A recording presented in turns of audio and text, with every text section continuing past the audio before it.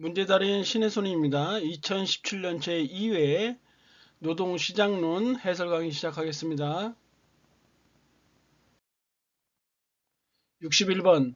다른 조건이 동일한 상태에서 만약 여성의 경제활동 참가가 높아진다면 노동시장에서 균형 임금과 균형 고용량은 어떻게 달라지는가? 표를 일단 그려보면요. 이렇게 해서 이 노동 수요 곡선 이렇게 나오고 노동 공급 곡선이 이렇게 됐다고 했었을 때 여기에 균형 임금이 있을 거예요. 임금이 있고 그 다음에 균형 고용량이 이렇게 있을 것이다. 이때 여성의 경제활동 참가가 높아졌다는 얘기는 결국은 노동 공급이 증가했다는 것이니까 이런 식으로 우하향으로 이렇게 이동하게 될 거예요. 이렇게 이동했다면 균형 임금은 W1으로 이렇게 떨어질 것이고 그리고 균형 고용량은 L1으로 이렇게 증가하게 되겠죠. 그래서 균형 임금은 하락하고 균형 고용량은 증가한다. 3번이 답이 돼야 되겠죠. 62번. 샵 제도에 대한 설명으로 틀린 것은 여러 차례 나왔던 거예요. 클로즈드 샵은 노동조합은 노동공급을 독점할 수 있다 맞고 유니언 샵 하에서 노동자는 일정 기간 내에 노동조합에 가입해야 한다 맞는 거고 에이전시 샵이라는 것은 노조원뿐만 아니라 비노조원에게도 조합비를 받는 것이니까 3번이 틀렸고요. 오픈샵은 조합원이나 그 비조합원 모두 채용이 가능하기 때문에 노동조합이 노동력의 공급을 독점하기 어렵다 맞는 내용이겠죠. 63번.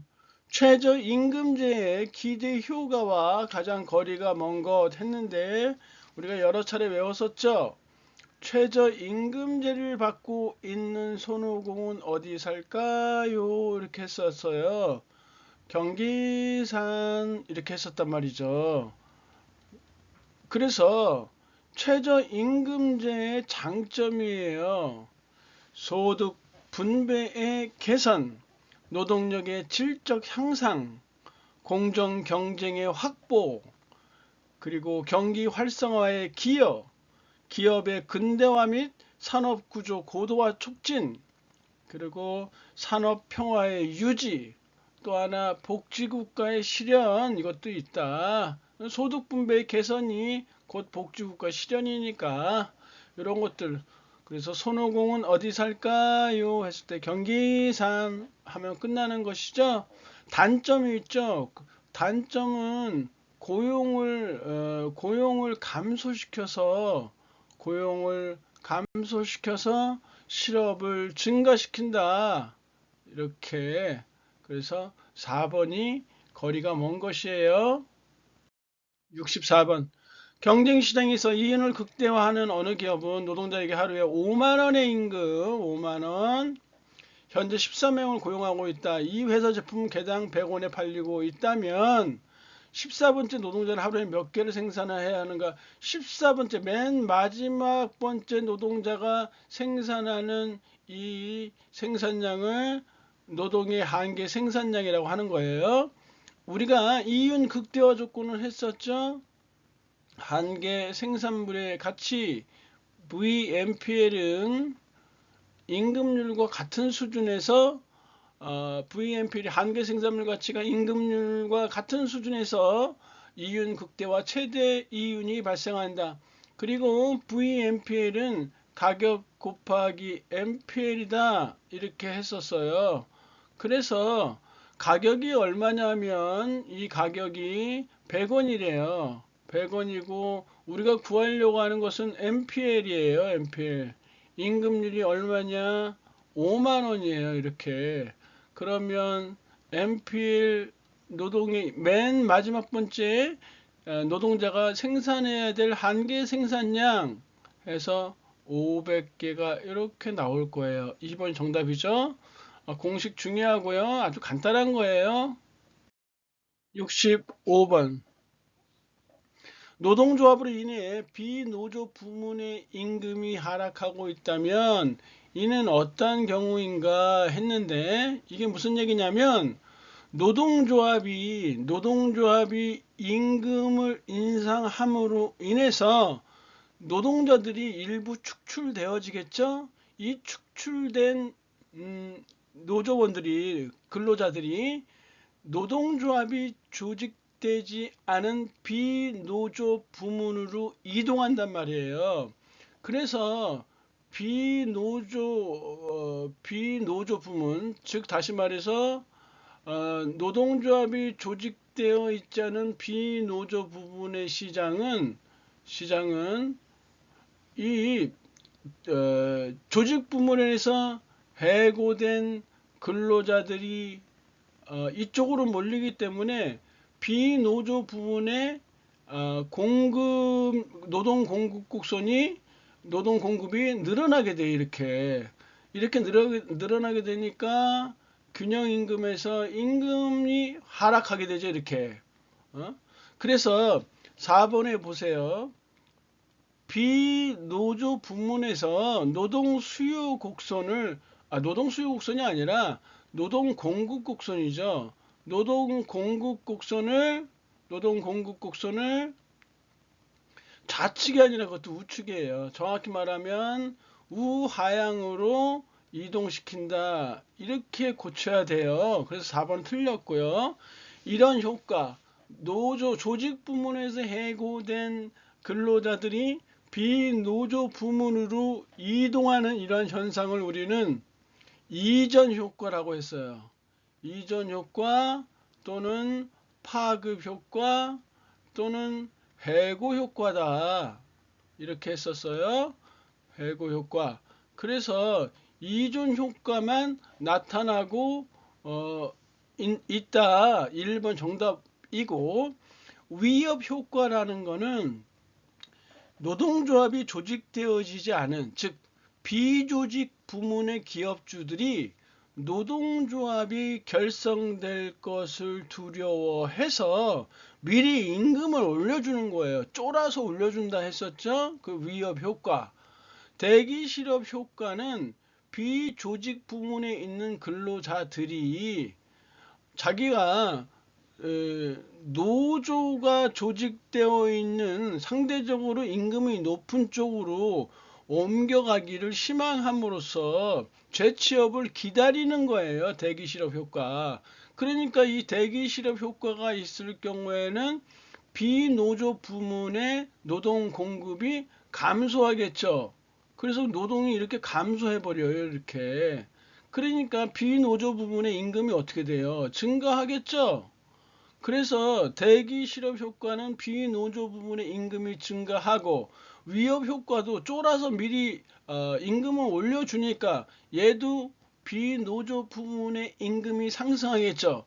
그래서 이 2번, 3번 경우에는 조직 부문과 비조직 부문 간의 임금 격차를 줄어들게 하는, 임금 격차를 줄어들게 하는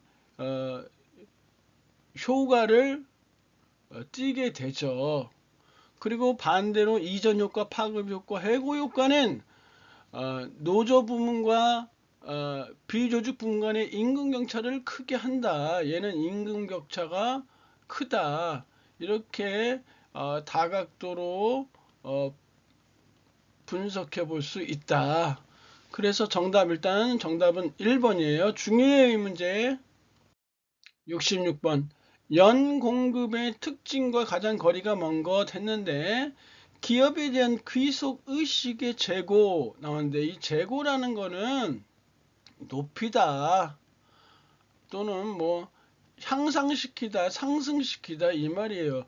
뭐 이렇게 어려운 말을 쓰나요? 그냥 기업에 대한 귀속 의식을 향상시킨다 이렇게 하면 되죠.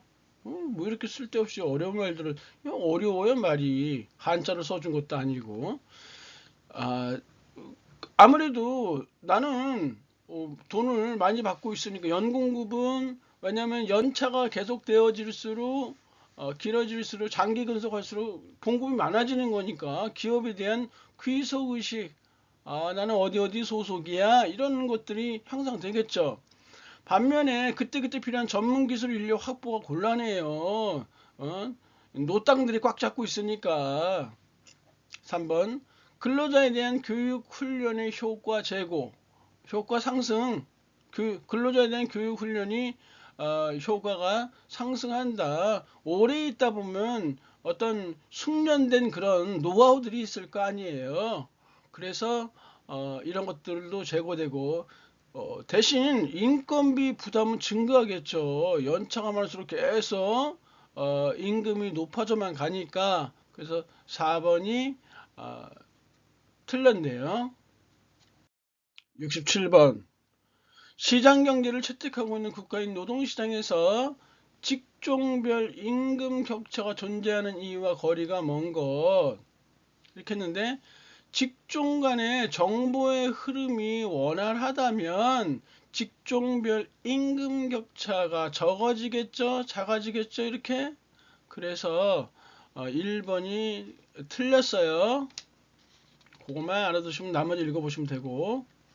68번 프리드만과 매도프가 지적한 노동조합의 두 얼굴은 독점과 집단적 목소리야.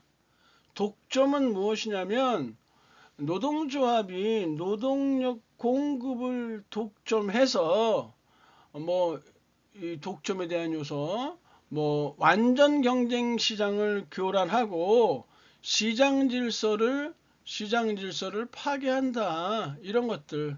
시장 질서를 파괴. 아니, 노동조합에서 노동력 공급을 독점하고 있으니까 이런 문제가 발생하는 거고요.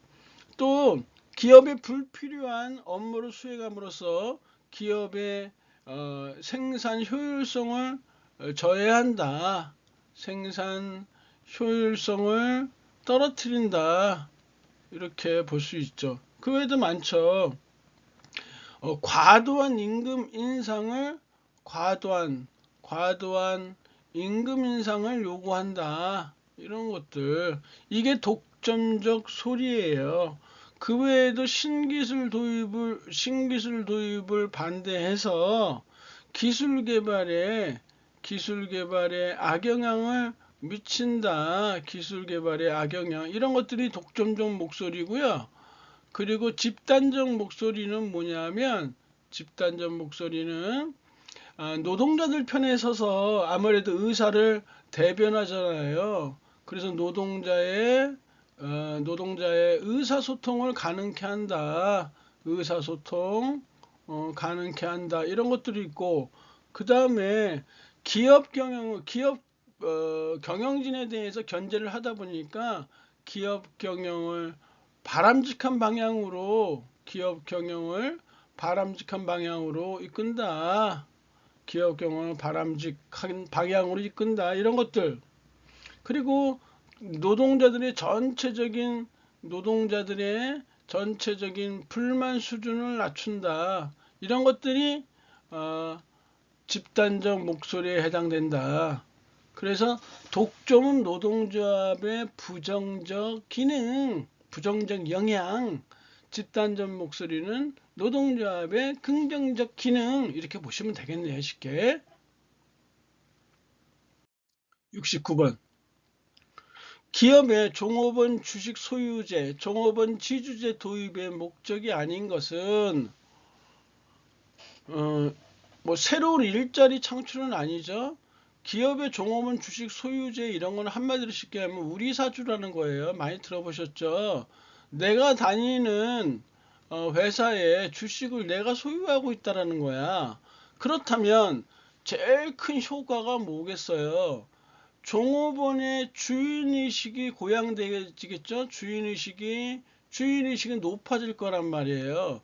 주인의식이 높아지며 내가 이 회사 내가 경영하는 거 마찬가지야 이러면 당연히 생산성이 향상되겠죠. 열심히 누가 뭐라고 하지 않아도 열심히 일하게 돼요. 그러면 당연히 그 기업의 경쟁력도 높아지겠죠. 제품의 경쟁력이 높아진다. 이런 것들. 그 외에 기업 재무 구조도 건전화되어지고 종업원에 의한 기업 인수로 고용 안정이 도모되어지며 다른 쪽에서 공격적 기업 인수 및 합병에 대할 때 효과적인 방어 수단으로 활용되어질 수 있고 여러 가지 것들이 있죠. 또 이런 것도 있을 수 있죠. 노사관계가 상당히 원활하다. 노사관계가 협력적으로 진행되어질 수 있다. 내 회사니까 이렇게 서로 이해하는 측면이 생기겠죠. 그리고 뭐 자금 운영에도 상당히 유리하고 각종 세제 혜택 등도 있고 좋은 점들이 참 많은데 많이 그래도 일반화 됐는데 더욱더 활성화돼야 되겠죠. 69번 노동의 준고정 비용이라고 나와 있는데 이 준고정 비용이라는 거는 뭐냐면 한마디로 말해서 근로자에 대한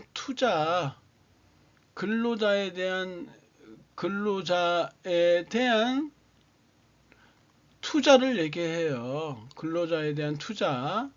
그 외에 각종 부가급여, 연금이라든지 퇴직금이라든지 이런 것들. 그럼 이런 것들이 는다라는 얘기는 뭐예요? 이런 것들이 늘어가면 준고정 비용이 증가하게 되면 고용 수준은 감소하겠죠. 대신 1인당 해야 할 초과 근로 시간은 증가할 수 있다. 그래서 2번이 답이 돼야 되겠네요. 그래서 준고정 비용이 뭔지만 알면 할 수 있어요. 71번 기혼 여성의 경제활동률 높이는 요인 많이 했었죠. 얼굴은 샤방샤방, 몸매는 S라인, 회사 갈 때마다 다른 회사 움직일 때마다 남자가 고요 한마디 하죠. 이런 시법 가는 데마다 남자가 고요 이렇게요. 이런 시법 가는 데마다 남자가 고요 이렇게 하면 되죠. 왜냐하면 경제활동 높이는 거예요. 시장 임금의 상승. 임금이 상승해. 경제활동 높아지겠죠. 법적, 제도적 장치의 확충. 애들 맡길 때 놀이방 같은 거 이런 게 많이 늘어나 있어. 좋죠. 그 다음에 남편 소득이 감소. 남자가 돈 많이 벌어와. 한 달에 뭐 1,000만 원, 2천만 원씩 벌어와. 그러면 굳이 나가서 일할 일이 있을까요? 여가 시간을 즐기겠죠. 우아하게 커피 한 잔 마시면서. 근데 남편 소득이 감소해서 경기가 불황이라 같이 벌어야 되겠죠. 자녀 수가 감소해야지 높아지는 거죠. 애가 8명, 10명 딸려있는데 일하러 어떻게 가. 그 다음에 가계 생산 기술의 발전 나오죠. 그 다음에 고용의 유연화, 고용시장의 유연화, 뭐 파타임제 이런 거, 알바짜리 이런 거 많은 거. 그 다음에 여성교육의 향상, 그러니까 높은 여성교육 수준 이렇게 보시면 되겠죠. 그래서 요인가 뭐 배우자 소득 증가 아니라고 했죠. 이거 틀렸죠. 이렇게 육아 및 유아교육 시설의 증설은 법적 제도적 장치의 확충 이거니까 답은 쉽게 나온다. 시법 남자가 꼬여 이렇게 하시면 되죠. 72번 생산물 시장과 노동 시장이 완전 경쟁일 때 노동의 한계 생산량이 10개이고 생산물 가격이 500원이며 시간당 임금이 4,000원인데 이윤국대가 또 나왔네 이거. 이윤국대화 조건은 한계 생산물의 가치 VMPL이 임금률 W와 같을 때죠. VMPL은 가격 곱하기 한계 생산량이다 이렇게 구한다고 했었죠. 그래서 가격이 얼마예요? 가격이 500원이래요. 500원이고 한개 생산량이 10개고 시간당 임금이 4,000원이에요. 이게 서로 같을 때 이윤 극대화해야 되는 건데 지금 500 곱하기 10이니까 1000이죠. 얘가 현재 이렇게 커지고 있죠. 이게 같아지려면 임금률 쪽을 이걸 올려야 될 거 아니에요. 임금량이 올라가려면 노동의 고용량을 증대시켜야 되죠. 이 문제가요. 숫자도 하나도 바꾸지도 않고 그대로 똑같아요. 2020년 인류의 통합 1차 시험에서 이거 똑같아. 숫자도 똑같고 답도 똑같아. 뭐 이런 개 같은 문제를 내요. 아무리 문제은행 시장이라고 하지만 실제적으로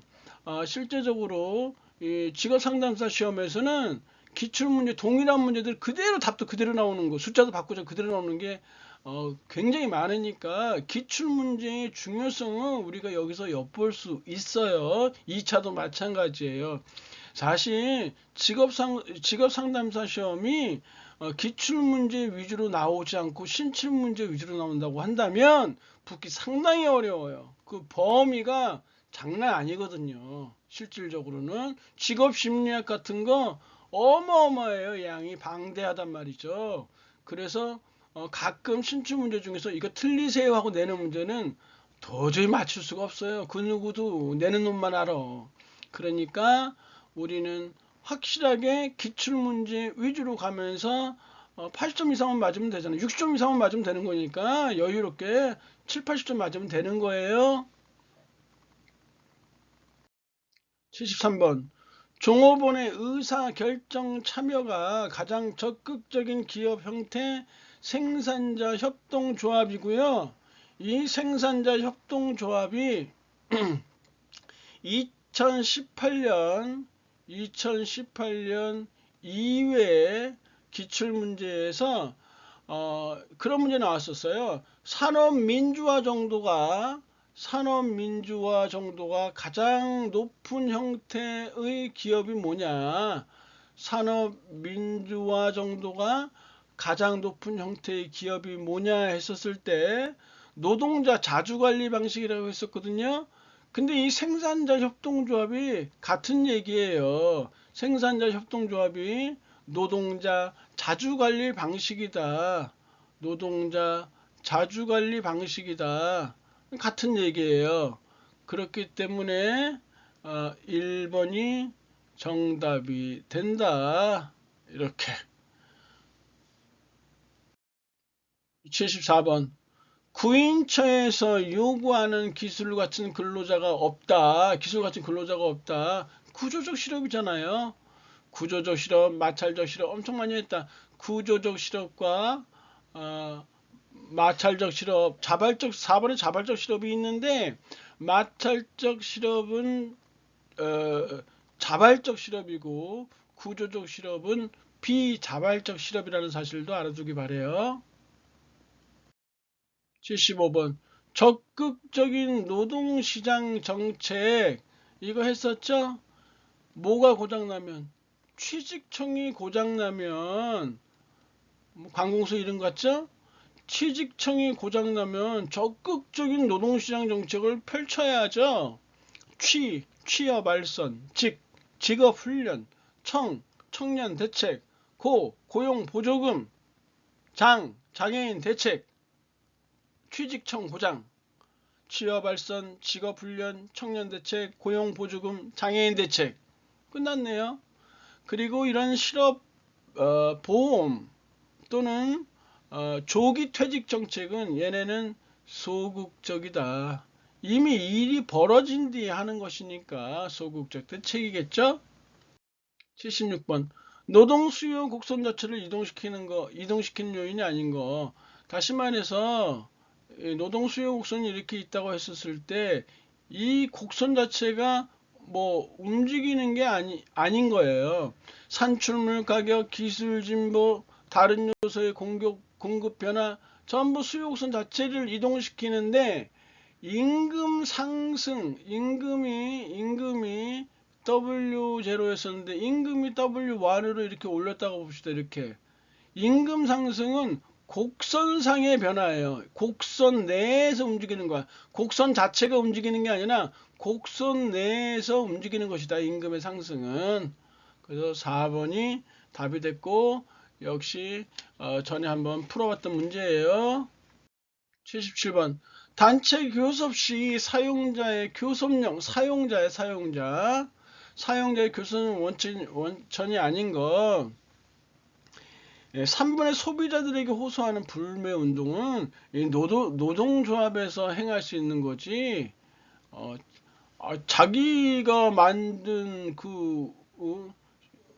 자신의 기업에 물건을 팔지 말라고 하는 이런 사용자가 어디 있어요? 말도 안 되죠?